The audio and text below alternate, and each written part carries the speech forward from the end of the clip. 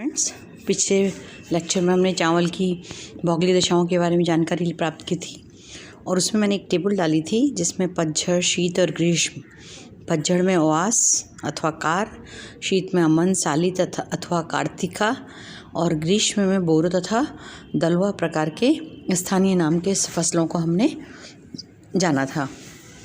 यानी कि ऋतुओं के अनुसार स्थानीय लोग चावल की फसल को अलग अलग नाम से पुकारते हैं।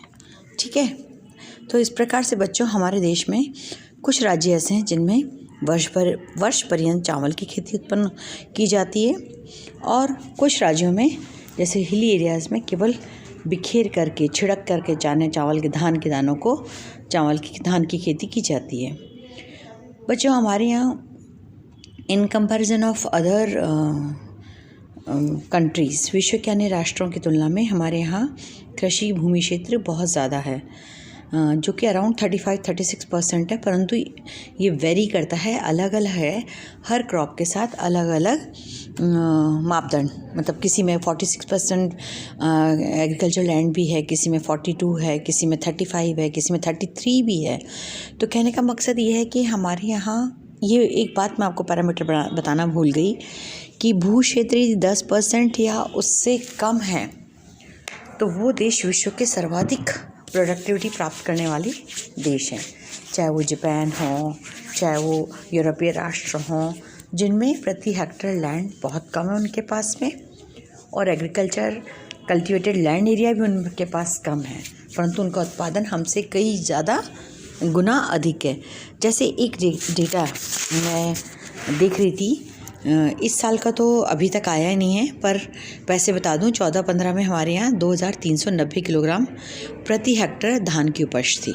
ठीक है, और ये उपज हमारे यहाँ रूस, चीन में तो देखो 3623, यानी अराउंड अमेरिका में 5000 के आसपास। जापान जो हाईएस्ट एक तरह से प्रोडक्शन करता है धान का और वर्ष पर्यंत बहुत ही शॉर्ट ड्यूरेशन वाली क्रॉप्स करता है, तो वह करता है करीबन 6800 किलोग्राम प्रति हेक्टर। कोरिया करता है 6560 किलोग्राम प्रति हेक्टर। तो ये उसकी तुलना में तो हमारे यहाँ ये आधे से भी कम उत्पादन है, जबकि हमारे यहाँ भौगोलिक दशाएँ बहुत उन्नत हैं, पर अन्य साधनों की कमी है मतलब। और बच्चों एक चीज़ और बताना भूल गई मैं आपको कि जो गोविंदम धान होता है जिसमें कि बहुत बड़ा पैडी होता है उसका नीचे का हिस्सा, और उसमें बिल्कुल ऑर्गेनिक खेती अभी हमारे यहाँ बहुत ज़्यादा प्रचलन में वापस आ रही है। बच्चों यदि हम जल की उपलब्धता के आधार पर देखें तो हिमाचल में 2440 मीटर से अधिक ऊंचे भागों को छोड़कर शेष भारत के समस्त भागों में ग्रीष्म ऋतु में चावल की खेती की जाती है। यानी हिमाचल का जो उत्तरी भाग है, जिसमें खासकर आपका कुल्लू मनाली वाला उसका बेल्ट देखें आप, वहाँ से लेकर के कांगड़ा का उत्तरी भाग और अन्य जो एरियाज़ हैं गढ़वाल हिमालयाज़ के, और इसमें हमारे यहाँ शीत होता है, इसलिए वहाँ चावल नहीं होता प्रोडक्शन, और पानी हमारे यहाँ जल की उपलब्धता इसी क्षेत्र में सर्वाधिक है। तो भारत में अभी हमारे यहाँ जो वर्तमान समय है कृषि भूमि क्षेत्र चावल के अंतर्गत वो 31% तक भाग है। और भारत में सबसे ज़्यादा चावल डेल्टाई प्रदेश कौन से बेटा? गंगा, यमुना, पुत्रा, इसके डेल्टाई भाग को हम कहते हैं। कृष्णा, महानदी, गोदावरी, कृष्णा, कावेरी ये डेल्टा बनाती हैं। तो इसमें जो दलदली कांप मिट्टी है वो चावल के उपयोग के लिए बहुत अधिक है। तो कहने का मकसद यहाँ पर ये हुआ कि सतलुज गंगा के मैदान में चावल की कृषि ने बहुत उल्लेखनीय प्रगति की है। उसका कारण क्या हुआ बेटा? हरित क्रांति। अब बच्चों मैं तुमको ये बात और बताना चाहती हूँ कि हमारे यहाँ हरित क्रांति को फर्स्ट फेज़ तो हमारा 1960 के 61-62 के बाद 66 में इम्प्लीमेंट हुआ था, वो कंप्लीट हो चुका है, जिसमें हमारे यहाँ पंजाब हरियाणा ने बम्पर फसलें दी थी गेहूं और चावल के लिए, क्योंकि वो खाद्यान्न के बेस्ड थी, मतलब यानी गरीब से गरीब आदमी को खाना मिले और कोई भूखा ना सोए। तो उस टारगेट को, उस लक्ष्य को हमने प्राप्त कर लिया था। अब हमारा सेकंड फेज़ ग्रीन रेवोल्यूशन का चल रहा है, जो मैं लास्ट में अभी इस चैप्टर के अंत में आपको बताऊंगी। तो बच्चों इस प्रकार से हमारे यहाँ जो है हिमालय पर्वतीय क्षेत्र की निचली घाटियाँ, उसमें हम सीढ़ीनुमा खेत बनाते हैं और वहाँ खेती करते हैं। परंतु चावल के मुख्य उत्पादक राज्य हमारे पश्चिमी बंगाल, उत्तर प्रदेश, आंध्र प्रदेश, पंजाब, ओडिशा, बिहार, छत्तीसगढ़, तमिलनाडु, असम, हरियाणा, कर्नाटक, मध्य प्रदेश, झारखंड, महाराष्ट्र, गुजरात, केरल हैं। ठीक है, ये याद रखना है आपको। और अभी जो हमारा 8 जून 2020 को जो गेहूं संबंधी आंकड़ा मैंने आपको पिछले लेक्चर में प्रोवाइड किया, इसी प्रकार से आप एग्रीकल्चर का यदि अभी लेटेस्ट देखें तो वो हमारा अराउंड 2700 किलोग्राम प्रति हेक्टर आ रहा है।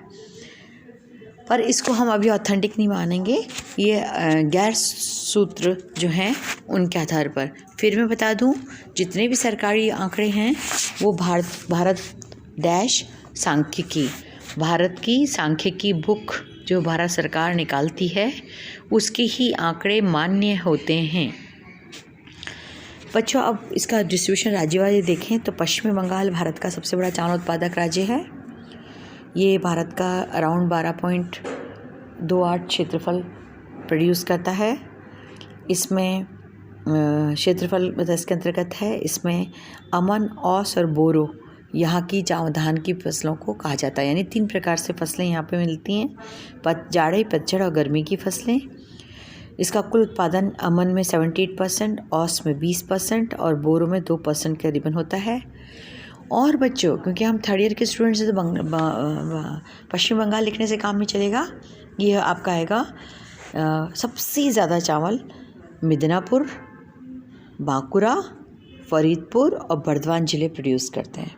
किसके? बंगाल के। ये याद कर लीजिएगा। दूसरा, सेकंड है उत्तर प्रदेश।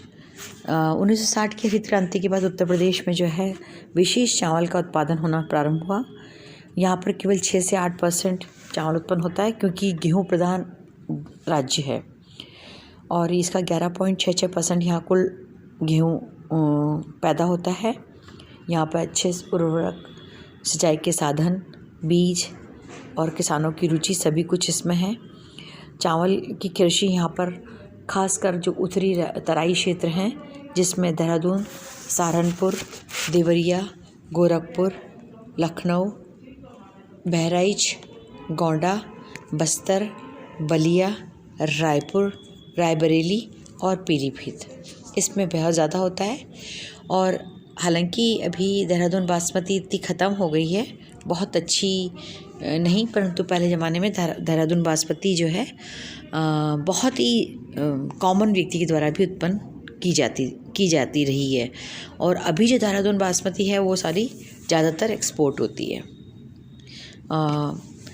आंध्र प्रदेश बच्चों तीसरा बड़ा चावल उत्पादन करने वाला राज्य है। ये लगभग 12 मिलियन टन चावल उत्पन्न करता है और भारत के कृषि क्षेत्र का 11.04% भाग इसके अंतर्गत आता है। यहाँ कृष्णा, गोदावरी नदियों के डेल्टा और मैदानी भागों में चावल की खेती की जाती है। इसमें चावल उत्पन्न करने वाले मुख्य ज़िले हैं कुर्नूल, कुडप्पा, पूर्वी और पश्चिमी गोदावरी, कृष्णा। ये पूर्वी गोदावरी और पश्चिमी गोदावरी ज़िले हैं बच्चों। कृष्णा, नेल्लौर और गुंटूर जिसको बोलते हैं, यहाँ सबसे अधिक चावल पैदा किया जाता है। चौथा राज्य है आपका पंजाब। पंजाब में गेहूँ उत्पन्न सबसे ज़्यादा होता रहा है, परंतु 1966 में जब पूर्णतः ग्रीन रेवोल्यूशन के अंदर चावल को इम्प्लीमेंट किया तो यहाँ क्रॉपिंग पैटर्न में, यानी जो चावल को जैसे होता है ना, कुछ खेतों को गेहूँ डाल दिया, कुछ खेतों में चावल बो दिया, कुछ खेतों में दालें बो दी, कुछ खेतों में सब्जी लगा दी, कुछ खेतों में चारागाह उत्पन्न कर दिए। तो ये डिफरेंट जो पैटर्न्स होते हैं, इसको हम क्रॉपिंग पैटर्न या शस्य प्रतिरूप कहते हैं। तो इस क्रॉपिंग पैटर्न के अंदर या शस्य प्रतिरूप के अंदर परिवर्तन किया गया, जिससे चावल पंजाब जो है बहुत महत्वपूर्ण चावल उत्पन्न करने वाला राज्य बन गया।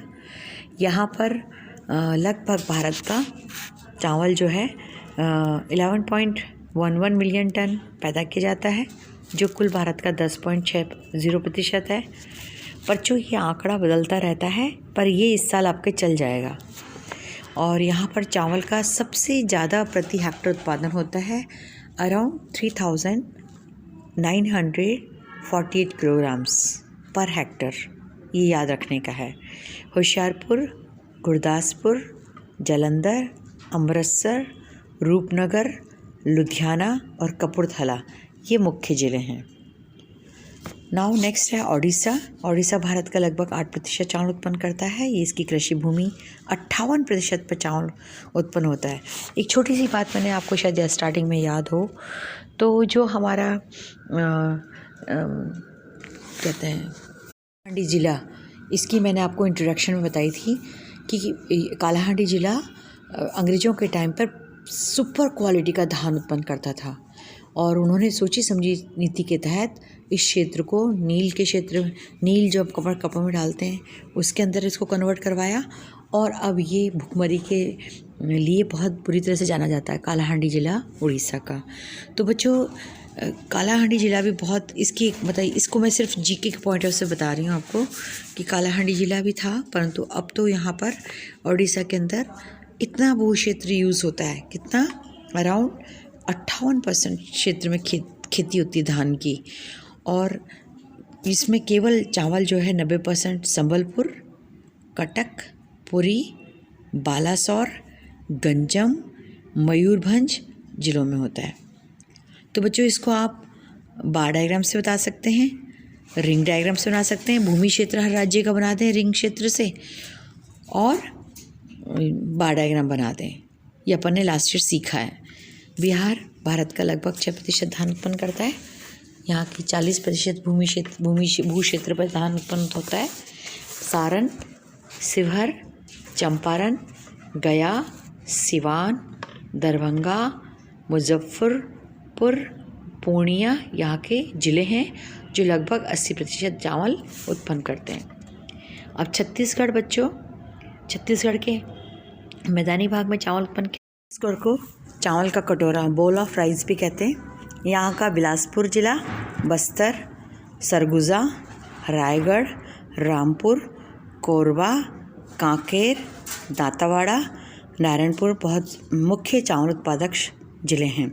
तमिलनाडु बच्चों, यहाँ पर 5.75% क्षेत्र में चावल उत्पन्न करता है टोटल। ये कावेरी नदी के डेल्टा यहाँ का मुख्य क्षेत्र है, जिसमें तंजावुर जिला यहाँ का आता है, जो कि तमिलनाडु का 25% धान उत्पन्न करता है। इसके अलावा चिंगलपुट, उत्तरी दक्षिणी आर्काट जिला, रामानाथपुरम, कोयम्बटूर, तिरुचिरापल्ली और सेलम ये मुख्य ज़िले हैं जो चावल उत्पन्न करते हैं तमिलनाडु के लिए। आसाम में भारत का 4.67% चावल उत्पन्न होता है। यहाँ पर चावल ब्रह्मपुत्र और सुरमा नदी की घाटी में उत्पन्न होता है। कुछ पहाड़ी ढालों में भी चावल उत्पन्न किया जाता है।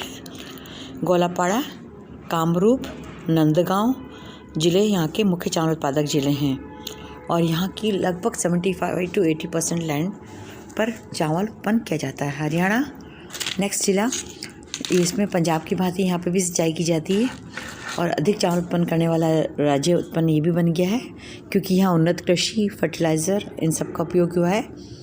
यहाँ पर सबसे ज़्यादा चावल करनाल, कुरुक्षेत्र, कैथल, पानीपत और अम्बाला में किया जाता है।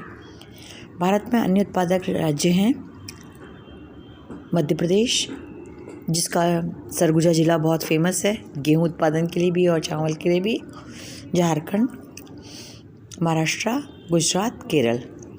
कर्नाटका में शिमोगा, दक्षिणी कनारा, मांड्या, मैसूर, रायचूर प्रमुख जिले हैं। केरल की पहाड़ियों में भी मलाबार तटीय क्षेत्रों में भी चावल, खासकर जो स्टिकी काइंड ऑफ राइस है वो यहाँ पर बहुत ज़्यादा प्रोड्यूस होता है। इस प्रकार से बच्चों भारत अपनी आवश्यकता की समस्त धान की पूर्ति के अनुरूप धान उत्पन्न कर लेता है। आज के लिए इतना ही। Thank you. होपफुली आपको समझ में आ गया होगा। खाद्यान्न में 2 इम्पॉर्टेंट खाद्यान्न हमने कर लिए हैं।